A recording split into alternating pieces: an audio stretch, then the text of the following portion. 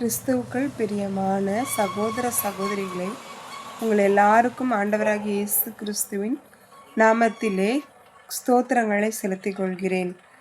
எல்லாரும் எப்படி இருக்கீங்க? நல்லா இருக்கீங்களா? எல்லாருடைய வாழ்க்கையிலுமே பல கஷ்டங்கள், பல இன்னல்கள், பல துயரங்கள் இருக்கும். யார் ஒருத்தரும் நல்லா இருக்கிறோம் அப்படின்னு சொல்ல முடியாது. எல்லாருமே கடவுளுடைய பிள்ளைகளாய் படைக்கப்பட்டிருந்தாலும் கவலை, கஷ்டம், இன்பம், துன்பம் எல்லாம் கலந்ததுதான் வாழ்க்கை. சந்தோஷப்படும் போது யார்கிட்டயா நம்ம சொல்கிறோமா? எவ்வளோ சந்தோஷப்படுறோம். அந்த சந்தோஷத்தில் என்னைக்காவது ஆண்டவரை நினச்சி பார்த்துருக்கோமா? இல்லைங்க. நமக்கு கஷ்டமோ துன்பமோ துயரமோ வரும்போது மட்டும்தாங்க ஆண்டவரை நினச்சி பார்த்து ஏன் கடவுளே எனக்கு இவ்வளோ சோதனையை கொடுக்குற அப்படின்னு சொல்கிறோம். சந்தோஷப்படும் போது கர்த்தருக்கு நன்றி பலிகளை ஏறெடுக்கணும். கஷ்டம் வரும்போது கடவுள் வாழ்க்கையில் நமக்கு பல கஷ்டங்கள் வரும், அதை தாண்டி வர்றது தான் வாழ்க்கை. அதனால் கஷ்டம் வரும்போது கடவுளிடத்தில் ஜெபம் பண்ணுங்கள். உங்களுடைய கஷ்டத்தை இறைவன் தீர்த்து வைப்பார்.